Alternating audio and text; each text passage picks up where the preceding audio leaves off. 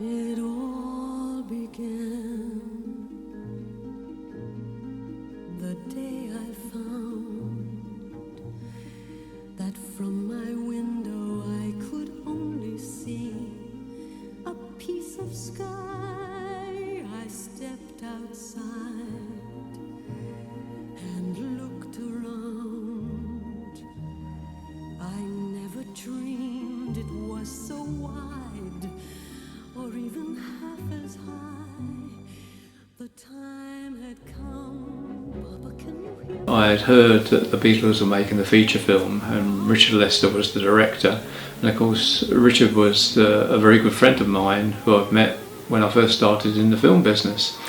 And I rang him up and I said to Richard, have they got a full editing crew? I'd love to work with you all on that, especially on a Beatles movie.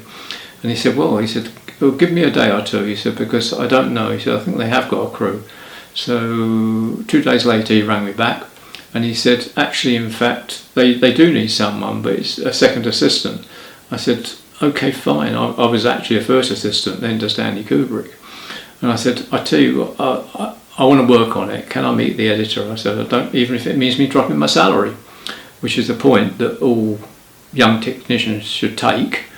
Grab the opportunity while you can, because it will never come again.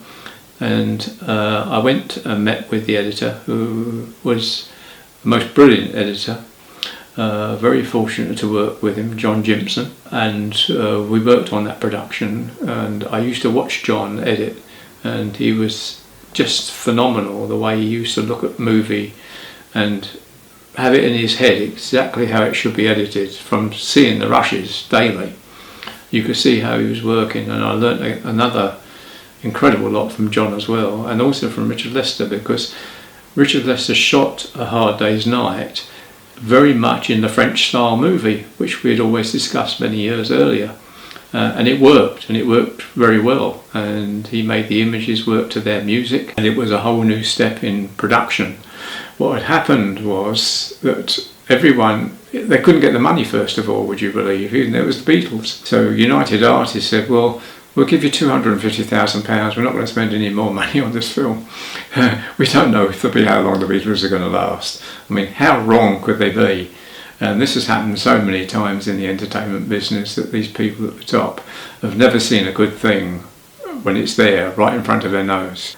Timing of A Hard Day's Night, which was shooting and the editing and the dubbing to the final print, took exactly 3 months, because we had a premiere date to meet, and because United Artists wanted to get it out quick to get the money back. They thought they would get their negative costs back, not dreaming that it would eventually make them millions and millions, and they're still making them millions today, 50 years on, in fact.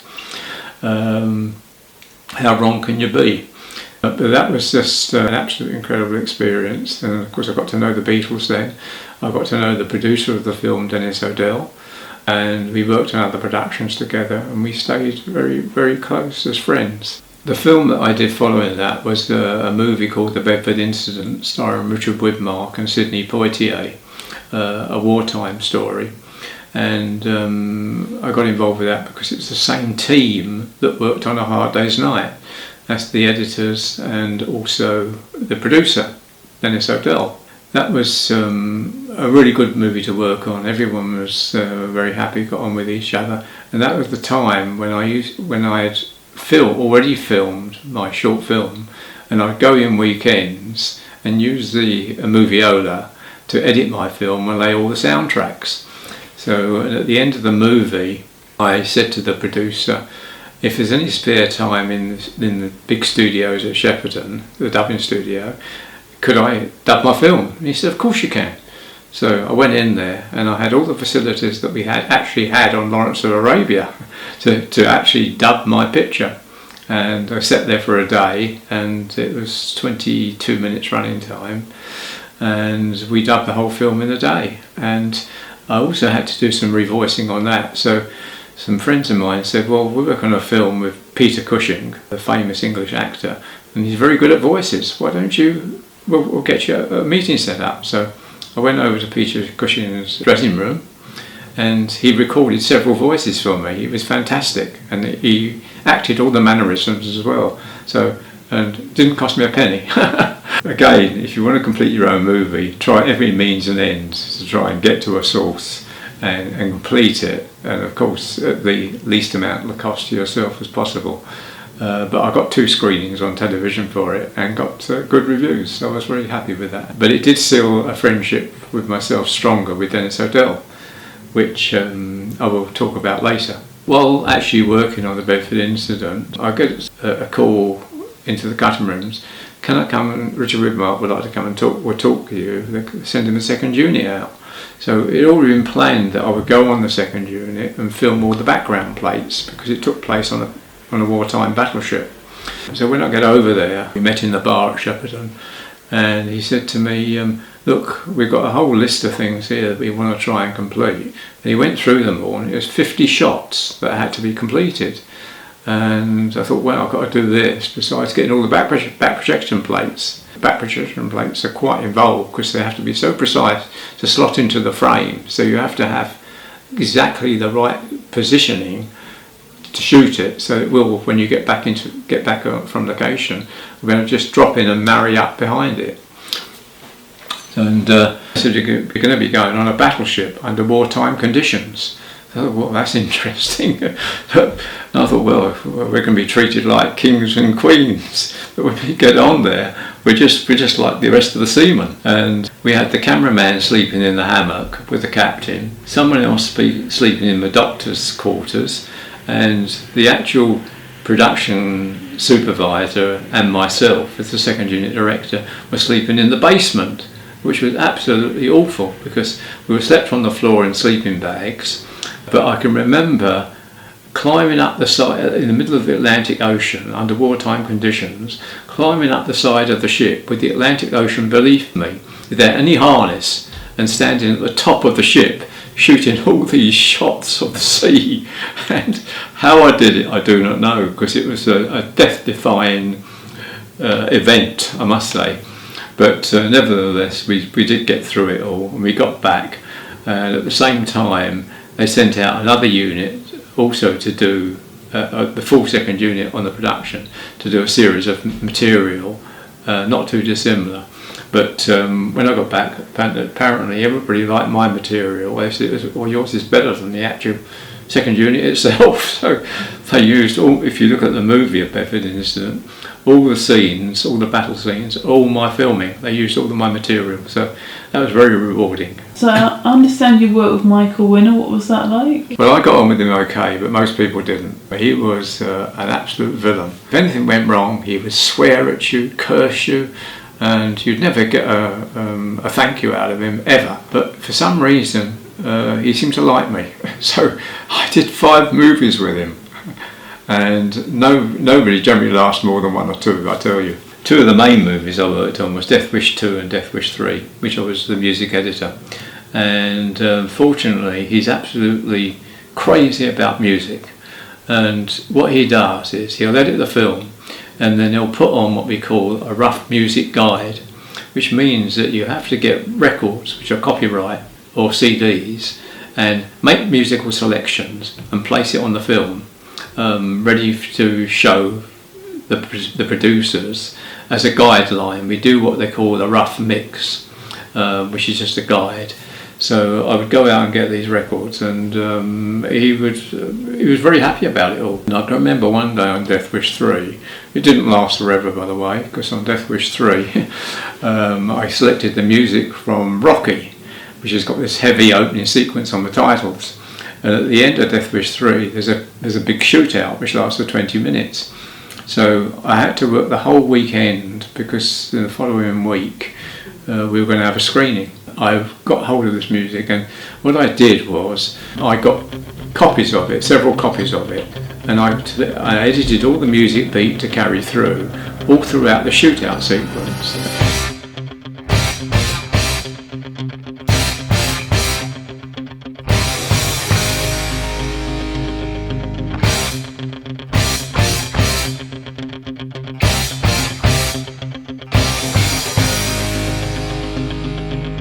And it worked very well. So I took it over to him, on the Monday morning. He said, good. I thought, oh, thank goodness he's pleased about it. He said, give me more of that.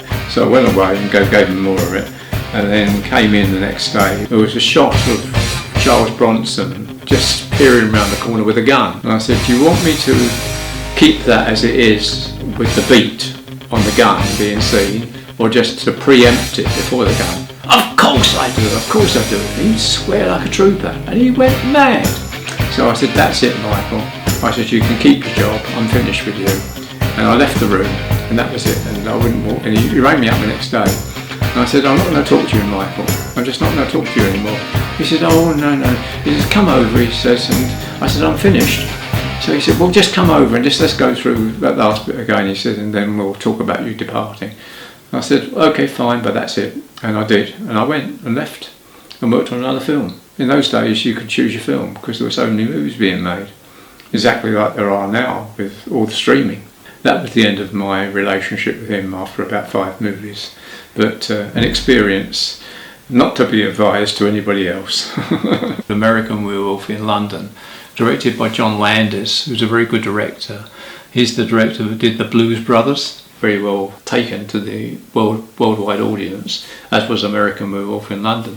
So we're working with John Landis, and he's really a nice person, a very funny man, and kept on about the metamorphosis sequence, the sequence where the lead character turns into a werewolf. And he said, if he didn't say it once, he must have said it 20 times. I'm going to do all this in one shot. And I looked at the rest of the guys in the editing room and I thought, how is he going to do this all in one shot? It's an impossibility, I think. But he kept on, he's going to do it in one shot. So this was the last sequence to be shot in the movie. And they allowed 5 days at Twickenham Studios to film it. So I thought, this is not going to be done in one shot in 5 days. So I went down to the set and I watched him shoot it. And of course, it took about 20 shots to be able to do this. In fact, brilliant. It was brilliant when finished. And it had a lot of, CGI, special effects, makeup and everything on it, and worked terrifically well. So much for the one shot. Once that was edited into the film, we had to really lay some effects of this change in the body. The whole body was changing, the bones were breaking, the skin was stretching. The editor who was in charge of that, he went down to a local butcher shop, bought a whole pig, brought it back into the sound studio, laid it on the table and watched the movie, and he actually pulled the pig apart, the whole torso of the pig, with everything crunching and the muscle and everything, and it was brilliant. It works in the movie. So when you watch the movie, remember that's a pig that's been pulled apart to get that effect, and it works so well. So you worked with Barbra Streisand, and the film that you worked on had quite a lot of musical numbers. Yes. So I wondered what it was like working closely with someone editing music who has such a sort of musical background, and how much sort of input you both put into the movie. Barbara, first of all, is really hard going. Yentl was her baby. It was a $20 million budget. The songs were just absolutely beautiful, really beautiful, every single one. And the songs were composed by the team of Alan and Marilyn Bergman, who she'd known for a long time, in fact for many, many years, and also had some of their songs previously on albums. And she got on with them very, very well. In fact, Marilyn Bergman was the only person that could really control Barbara, because she was the boss. She was the producer, director, scriptwriter. She co-script writed it and had 100% control and knew exactly what she wanted. And of course, music-wise, being the person she is with the musical background, was able to give 101% input on exactly she wanted to finalise with the music itself. They employed Michel Legrand, who's probably one of the greatest composers in the world, to do the incidental music besides the actual main songs. But Michel had also composed the music for all the songs, in fact. So Alan and Marilyn Bergman did the lyrics, and Michel Legrand did all the music and then came over to England to record Olympic Studios, the full score for the film. But what happened was, when I started on the movie, they had done what they call a rough mix. Now, a rough mix means is that with music, you take out the dialogue separately because you mix it together with the music and you only use it for editing purposes. But when it comes to having given the timings to Michel Legrand to compose, you've actually got to give him a track just with dialogue, so that he listens on the headphones to the dialogue, and that's his cue with the London Symphony Orchestra there, which is very expensive, to record the whole thing. And we had three or four nights to do this. We were working at night, and I started to do this, and they stopped me. So I said, well, when are we going to get on with this? Because it's only a month away until we can record the music. So he said, no, the editor, no, he didn't want to know. And I kept on reminding them until the final day.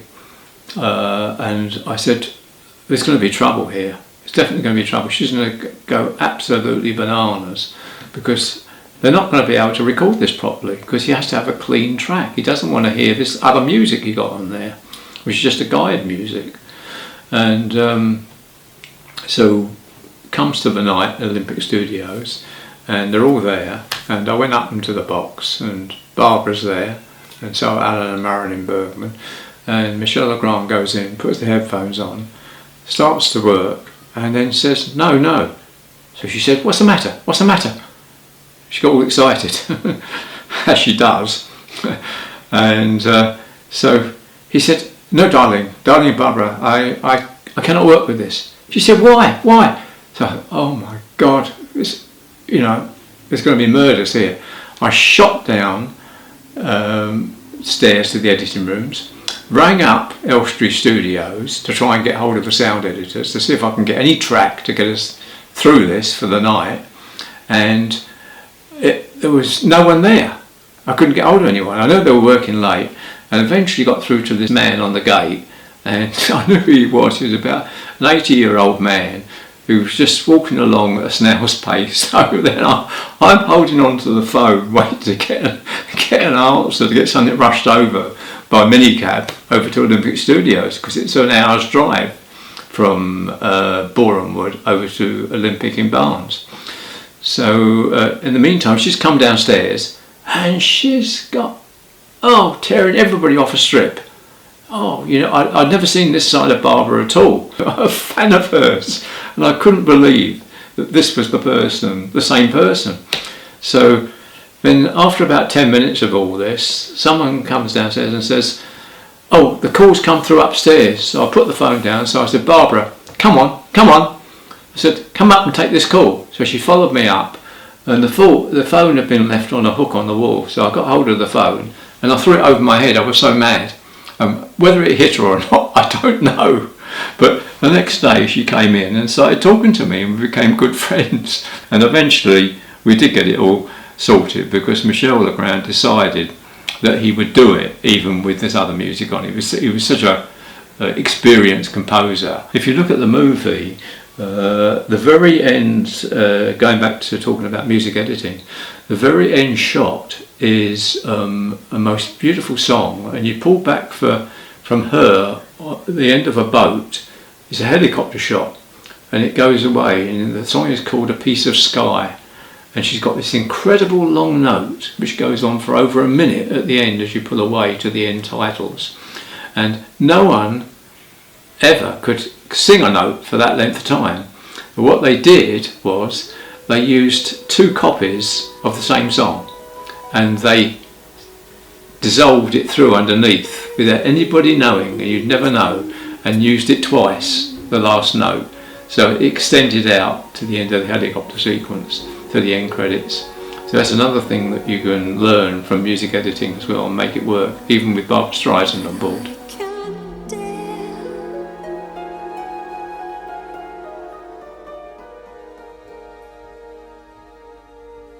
It all